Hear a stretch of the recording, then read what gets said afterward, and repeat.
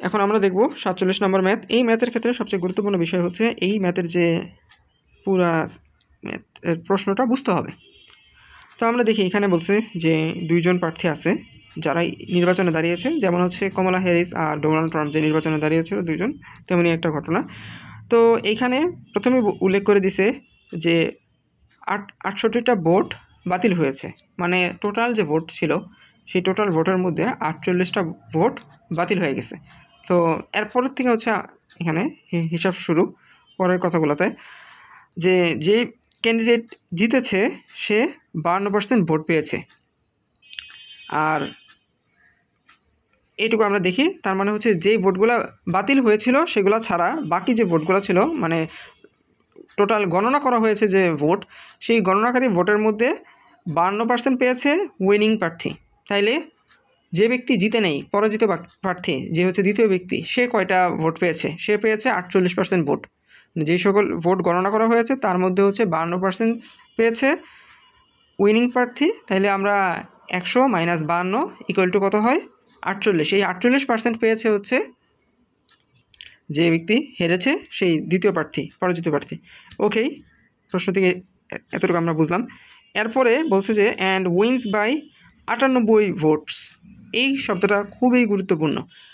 আমরা অনেক সময় দেখি না যে শ্রীলঙ্কা আর বাংলাদেশের মধ্যে খেলায় ধরেন বাংলাদেশ হারছে, বললো যে 22 রানে হেরেছে। তার মানে কি বাংলাদেশ 22 রানে হেরেছে? এর অর্থ এই যে বাংলাদেশ 22 রান করতে পারে নাই। মানে শ্রীলঙ্কার সাথে খেলায় যদি আরও 22 রান বাংলাদেশ করতো, আগে শ্রীলঙ্কা ব্যাটিং করছে, পরে বাংলাদেশ ব্যাট করছে টার্গেট নিয়ে, কিন্তু শেষে দিয়ে দেখা গেছে যে বাংলাদেশের ধরেন সবগুলো উইকেট পড়ে গেছে, তাই 22 রান থাকাকালেই তাদের খেলা এন্ড। তো বাংলাদেশ 22 রানে হেরেছে বলা হয় না?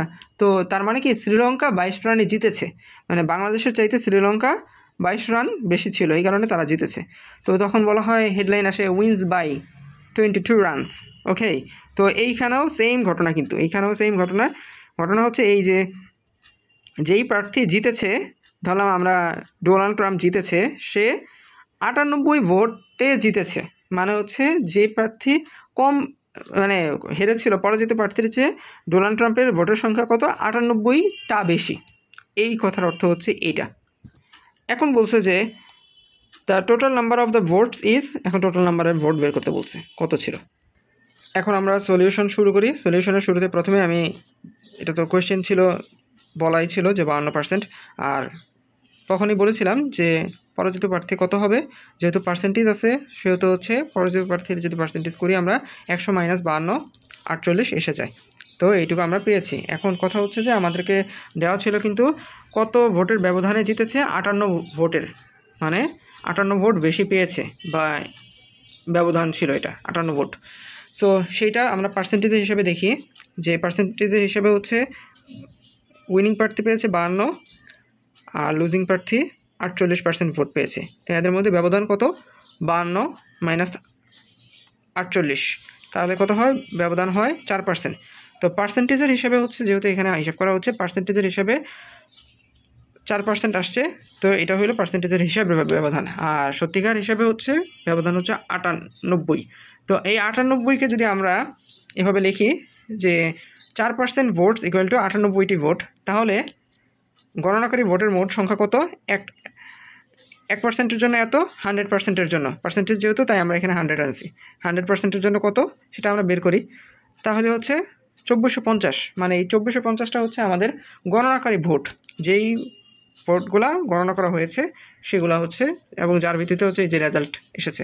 তো এখন আমাদের বাকি ছিল আরও কিছু ভোট, 68 ভোট যেগুলো বাতিল করা হয়েছিল। তো সেই ভোটগুলোও তো যোগ দিতে হবে, যেহেতু আমাদেরকে টোটাল ভোটের সংখ্যা কত ছিল সেটা বের করতে বলছে। তাহলে কি করব আমরা? টোটাল 2450 যোগ 68 2518, এটাকে আছে আনসারে? দেখি তো, হ্যাঁ আছে 2518।